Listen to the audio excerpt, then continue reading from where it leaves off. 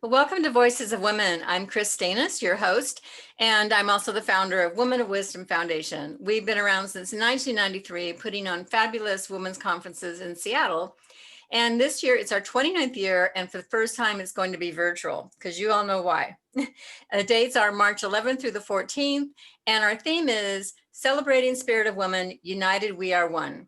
We're so excited about this conference. You can read about it at womenofwisdom.org. And so today, my guest is one of our presenters, Radiance Satterfield. Radiance Satterfield is an author, mystic, and spiritual teacher. Her books, The Goddess Tribe and Affirmations from the Goddess Tribe, have become Amazon bestsellers. After spending years in the corporate world, Radiance has found balance in running her own marketing firm, Aqua Creative Marketing, where she is free to enjoy a spirit-filled life in the digital age.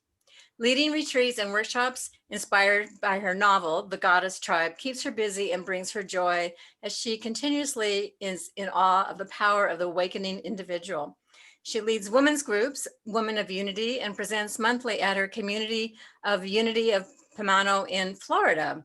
So she is going to give a workshop on Sunday morning, March 14th. It's called Goddess Power, Tapping into Your Psychic Gifts. So welcome, Radiance. Thank you so much, Chris. It's wonderful to be here.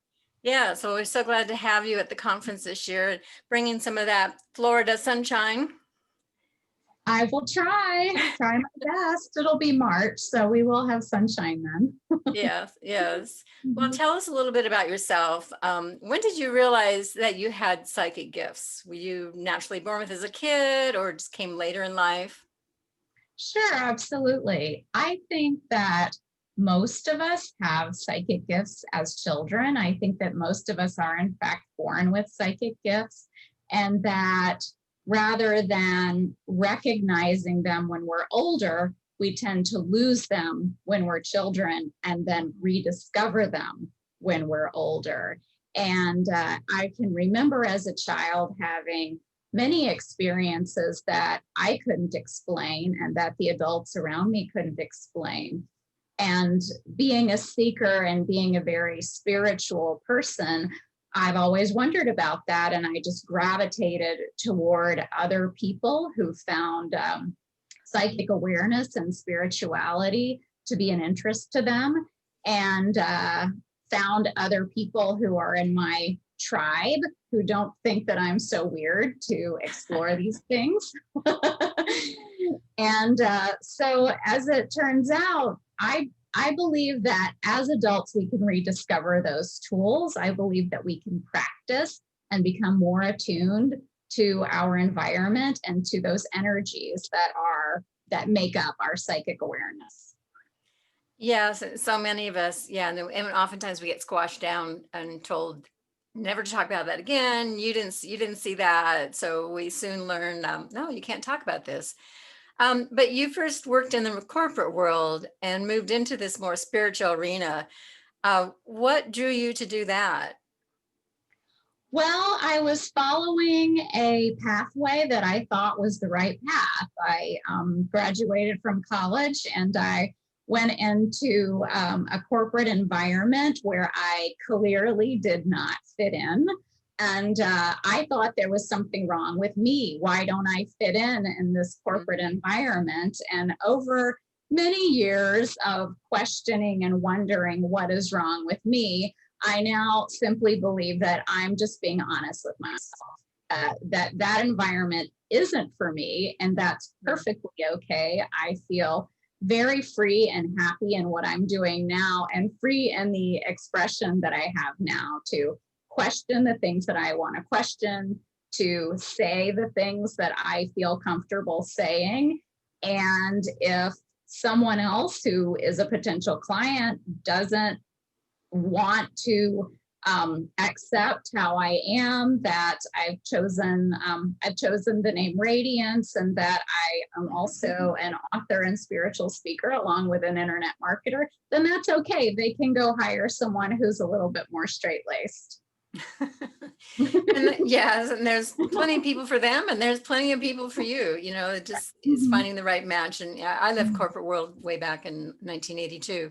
And yeah, and I think now it's not a fit for a lot of people because it's so impressive. I mean, they are there are necessary jobs there, and there are people that probably fit in that. But I think you hear about women who don't feel, well, they don't feel heard, they don't feel valued, they're and are looking for something else, and eventually find their way to what is their passion.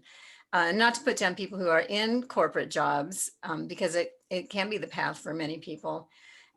So it's an individual thing of making that choice. So how has your personal journey brought you to this interest in expanding psychic awareness for other people? I mean, I think you probably already talked about that in your personal, as you grew up, but now that you're moving into more of a, well, I suppose sort of a spiritual coach, how has that expanded your psychic awareness?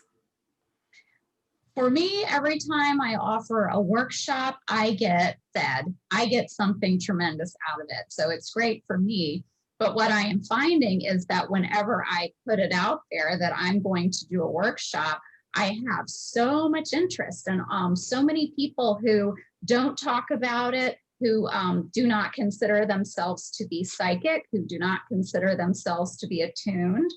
And when I start asking them questions, have you ever experienced this type of energy? Have you ever seen something like this? Their eyes light up and they become so very interested in exploring this topic further. So I'm happy to open it up to people who would not normally gravitate to developing their psychic awareness. It's a lot of fun for me to do that, and I feel like I'm opening up doors that we have really closed off through being so scientifically minded. Mm-hmm. But when you go toward being scientifically minded, that's great. I love science, and I did great in science in high school. I got A's. It was a wonderful class. But so often in being completely scientifically minded, everything has to follow the scientific method and be tested in a laboratory. And if it doesn't work, then it's perceived as not being real. However, modern science now, it's starting to open up a little, but for the most part, it ignores true to life experiences that millions, billions of people over the years and over the centuries have experienced. So these things are real. Psychic awareness is real. The spirit realm is real. It's all real. Near-death experiences, it's all real.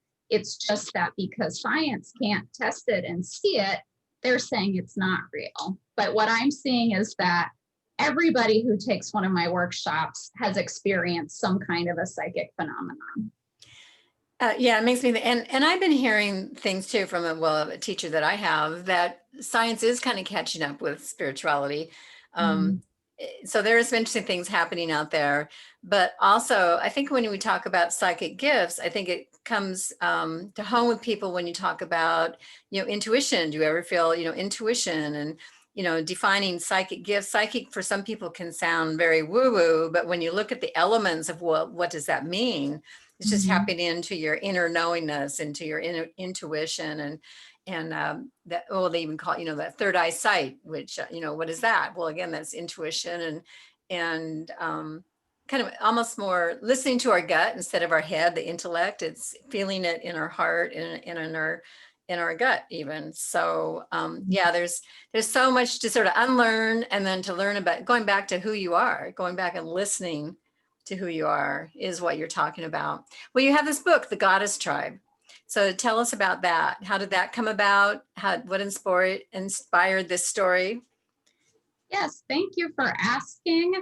I wrote my first novel, The Goddess Tribe, in 2018. It is a really fun, romantic journey it's kind of like a shero's journey. And it's a great read, but it's filled with wonderful spiritual principles. And we have something in the Unity School of Thought called the 12 Powers. Mm-hmm. And I decided to write a 12 Powers book because the founder of Unity, Charles Fillmore, wrote a book called The 12 Powers of Man. And he wrote it a very long time ago, last century. And so it was very dated, but I keep seeing all of this dated material that is man, mankind, man this, man that. even though his wife, Myrtle, had a huge role in forming the unity movement, probably equal to or more than his. And so I wanted to write a fun, engaging 12 Powers book that would be empowering for women. So each, not each chapter, but each goddess tribe meeting that they go to in the book deals with power, deals with an affirmative prayer, but it deals with a goddess. And the powers are goddess powers rather than powers of men. Well, give us an example of a goddess power. Sure, power is a goddess power. And the goddess to represent power is Kali. And the power is your inner strength, your power that you have as a woman. And I think this needs to be shared, that women have all of these wonderful innate powers that maybe aren't valued too much in our modern ultra-masculine society, that the ability to be nurturing, the ability to be a mother, or even if you're not a mother, to be a mother of others, to be a nurturer of others, to be someone who can be an advocate for children and the elderly. There are so many feminine powers that are encompassed in us as women, and that I attempted to encompass in my book as well, to really, really value us as the goddesses we are.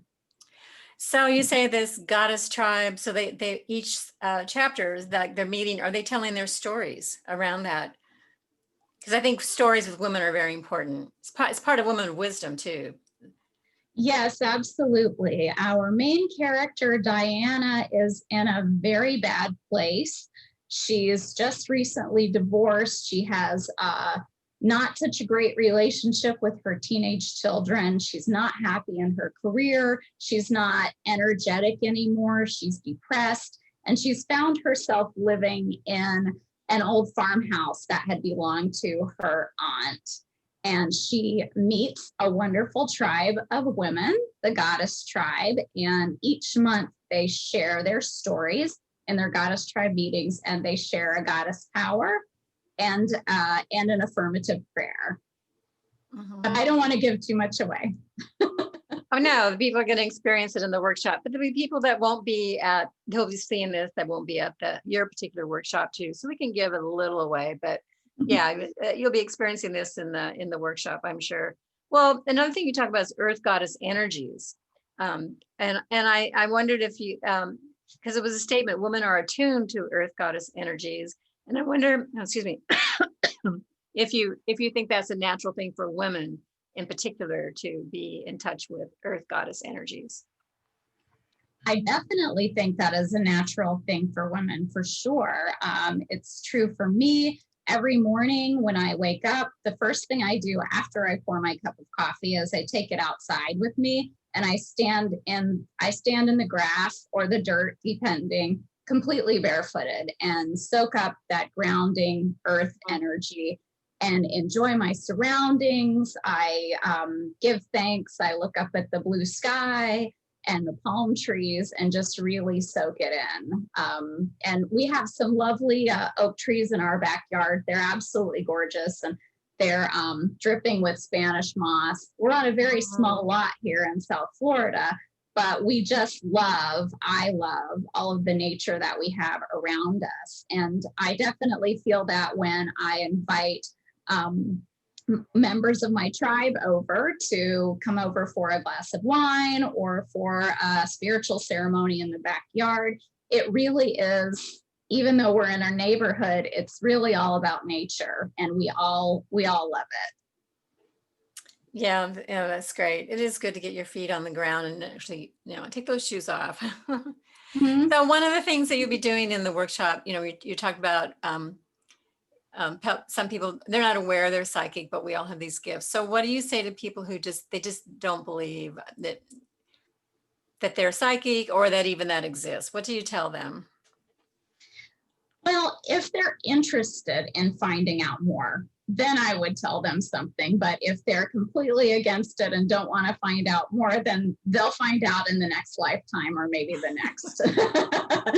But if they're really interested, I would say, listen, just stop, sit in the quiet and just listen and see what comes. Do you hear anything or do you hear nothing?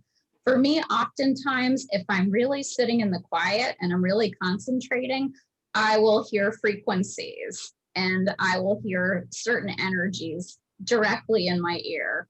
And I would also say, really look at things. Because if you go into a park or into the forest and you sit across from a tree, for example, and you just sit there and look at it, eventually you'll start to see the energy field around it if you really tune in and you really look. Also, pay attention to your feelings, as you were saying, that gut feeling. If you get a gut feeling about someone, whether in a relationship or in a working relationship, I tell everyone I speak with, if they say, I got a bad feeling about this person, then I say, heed that feeling. Look into it more because there is a reason why you're getting that feeling. And chances are, if it is a bad feeling, you shouldn't work with that person, or you should distance yourself from them until you find out more. Mm-hmm. So that brings me to another point of looking at what blocks people from getting in touch and attuning to their psychic abilities. What do we have to remove from our thoughts? Absolutely. That is a good one, especially for women, because I was a little girl who was raised in the South. And my parents told me, be polite, be nice, say please and thank you, respect your elders. And so I spent a lot of time completely ignoring senses that I had about people, places, and things, and just following rules. And it didn't take me a whole lot of time to discover that I didn't enjoy following rules that much. And I started to stray from them. But to remove that programming from yourself, and as a woman, don't feel like you have to please everybody. Don't feel like you have to be polite to everybody. And don't feel like you have to say yes in situations where you know that you should say no. Yeah, there is that. Yeah, pleasing, wanting to be liked, even competing, that competition that women do. And or thinking, comparing yourself like, oh, I'm not psychic, so and so is psychic, she's got such good sight, she sees things, and we see differently. So when people say they see, that's visual, and oh, I don't see anything, but sight also is just feeling that, the clairsentience. And so learning how you see and not discounting the ways you see because it doesn't match how other people see. Absolutely. You're absolutely right. I have a couple of friends who also have really amazing psychic abilities, and we're all different. We do not see in the same way, and oftentimes we will disagree on the exact same things. So, yeah, definitely, whatever gifts that you have, those are wonderful and spirit given, and definitely take those and practice and expand on them. And that might open up even more gifts. It probably will. True. Yeah, that's true. Because we can move into seeing sometimes, you can tell people, well, do you see that that's a red door? Oh, well, you just saw, you saw a red door. And we just discount what we see. So yeah, I imagine in the workshop, you'll be giving exercises to increase the psychic awareness. Is there something, an easy step that like for a beginner, where to start with? I would say start with a little bit of meditation every day, whenever you can fit it in. Sit in the silence, or if you prefer a chant or a guided meditation, just some way to completely clear your mind and turn off all of the noise that's coming in. That's the best way to start, is to clear your mind through meditation every day. Yes, and then getting to that stillness place that then you can start to listen of what's happening inside you and around you. And it really is, it's an going into your inner world. It's not out there. You're not going to see it necessarily out there till you're aware of what's inside you. That is absolutely right. And when I was saying that I am able to see energies if I really concentrate on it, I see them whether my eyes are open or closed. It is not something, it's kind of hard to describe, but this energy is not something that's out there. This energy is something that we're all in, and it's in us. Yeah, yeah, so true. So that's that place of meditation or going to stillness where you feel it inside yourself. So yeah, you have to feel. Yes, and be open. Yeah. So you said you had a book of affirmations, and it goes along with the goddess tribe that you have a goddess power, and then there's an affirmation. So you gave the example of the power being one of the goddess powers. And so what would be an affirmation? Sure, absolutely.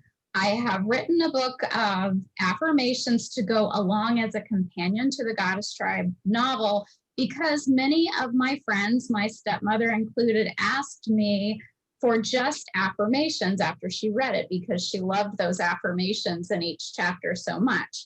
So I wrote a book that's all affirmations, and rather than 12, because we all have way more than 12 powers that we can tap into, I wrote 100, and you can keep it on your coffee table or keep it in your purse. It's a small book.